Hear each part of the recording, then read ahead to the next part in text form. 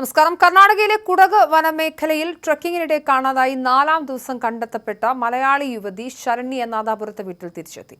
പുലർച്ചെ 1 മണിയോടെ ഇയങ്കോട്ടെ വടക്കയിൽ വീട്ടിലെത്തിയ ശരണ്യയെ സ്വീകരിക്കാൻ മാതാപിതാക്കളും ബന്ധുക്കളും നാട്ടുകാരും ഉൾപ്പെടെ വലിയൊരു സംഘം കാത്തുനിന്നിരുന്നു.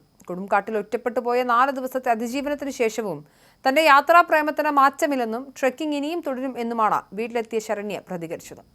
മകളുടെ ആഗ്രഹങ്ങൾക്ക് തടയിടില്ലെന്ന് മാതാപിതാക്കളും വ്യക്തമാക്കിയതോടെ വൈകാരികമായ നിമിഷങ്ങൾക്കാണ് നാദാപുരം സാക്ഷ്യം വഹിച്ചത്.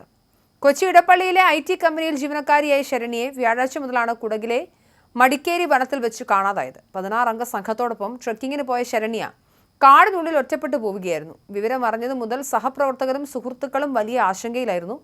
കൊച്ചിയിലെ ട്രക്കികളുടെ വാട്സ്ആപ്പ് ഗ്രൂപ്പുകളിൽ ശരണ്യയ്ക്കായുള്ള തെരച്ചിൽ വലിയ ചർച്ചയാവുകയും സഹപ്രവർത്തകർ നേരിട്ട് കുടകിലെ വനമേഖലയിലേക്ക് എത്തുകയും ചെയ്തു.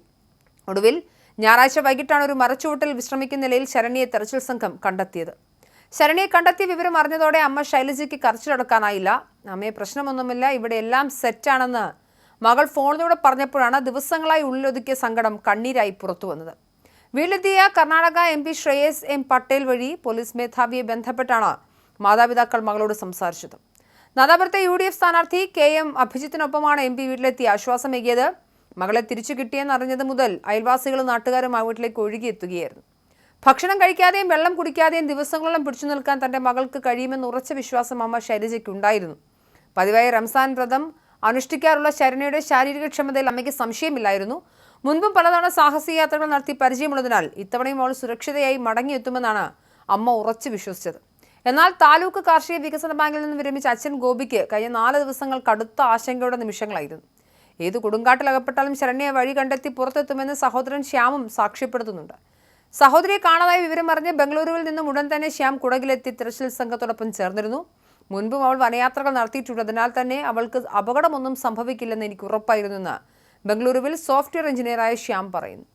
ശനിയാഴ്ച മുതൽ തെരച്ചിൽ ഊർജിതമാക്കിയെങ്കിലും ആദ്യഘട്ടത്തിൽ സൂചനകളൊന്നും ലഭിച്ചിരുന്നില്ല. വനപാലകർക്കൊപ്പം ആന്റി നക്സൽ സേനയും തെരച്ചിലിൽ പങ്കാളികളായിരുന്നു. ശരണ്യയുടെ വസ്ത്രങ്ങൾ ഉപയോഗിച്ച് ഡോഗ് സ്ക്വാഡിനെ മണപ്പിച്ചാണ് പരിശോധന തുടങ്ങിയത്.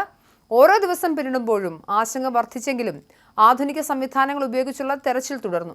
തെർമൽ ക്യാമറകളും ഡ്രോണുകളും ഉപയോഗിച്ച് കാടിന്റെ ഉൾപ്രദേശങ്ങളിൽ വിശദമായ പരിശോധനയാണ് നടന്നത്. സാധാരണക്കാർക്ക് പെട്ടെന്ന് വഴിതെറ്റാൻ സാധ്യതയുള്ള ഇടങ്ങളിലെല്ലാം സംഘം പരിശോധന നടത്തി. ട്രക്കിങ്ങിനിടെ ശരണ്യയ്ക്ക് മാനസികമായ വിഷമങ്ങൾ വലുതും ഉണ്ടായിരുന്നു എന്ന് കർണാടക വനപാലകർ അന്വേഷിച്ചിരുന്നു.